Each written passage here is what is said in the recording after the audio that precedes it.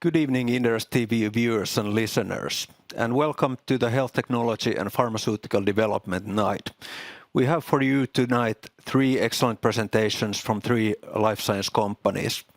My name is Antti Siltanen. I'm a life science analyst from Inderes, and I will kick off the meeting with a short introductory presentation. So let's first look at the listed life science companies in Finland. What does the landscape look like? We can basically divide the companies into two categories: pharma and drug development companies and then health technology companies. From drug development side, we have for you tonight two presentations from Pharmaceuticals and Herantis Pharma. We also have a little bit more mature drug pharma company, Orion, and Nanoform, which is an early stage company that develops technology for developing new drug formulations. From the health technology side, we have Aiforia Technologies presenting today, who operate in the digital pathology area. Bioactive bone substitutes and Bioretec are companies making implants in the orthopedic space.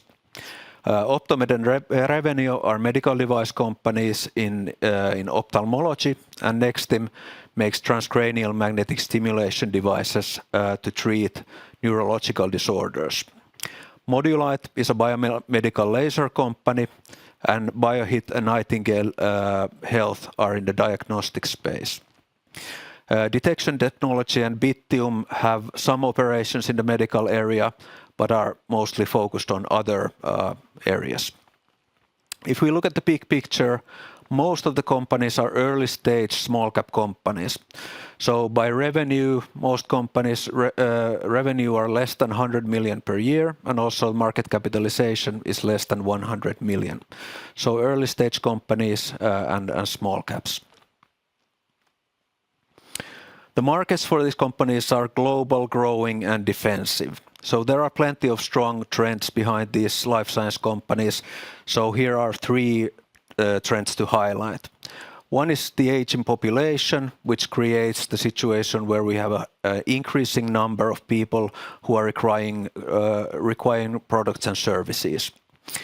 There's a very strong demand for new treatments, such as drugs or medical devices, that are safer than the current options and more effective to treat people better. And third highlight is the pressure on budgets, especially from developed economies. So there is a need for cost-saving, value-adding new drugs and technologies. These trends lead to very predictable market growth. In the pharmaceutical industry and also the medical technology industry, the market size is predicted to be about $1,500 million by 2027. And the annual growth is about 5% in each field. So some of the characteristics of life science companies as investments. The commercialization is usually stemming from innovations from the academia. And this sometimes results in that the innovations may seem difficult to understand, but we at Inderes are working very hard to make these approachable to every investor. Point number two is very important. So these technologies and treatments are very strongly regulated by society. So there is a very strong need for the companies to prove that the products and services are safe and effective. And for example, for drug development companies, this may take up to 8 or 10 years to first prove the efficacy and safety of the drugs, first in small clinical populations, and then gradually moving on to larger patient populations.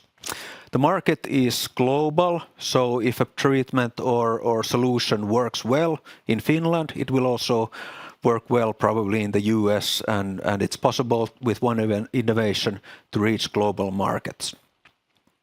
By conservative, we mean that the market is usually slow to adopt new solutions. And this is based on the fact that doctors who are using the services and products are usually, they have something that they know to be safe and effective for their patients.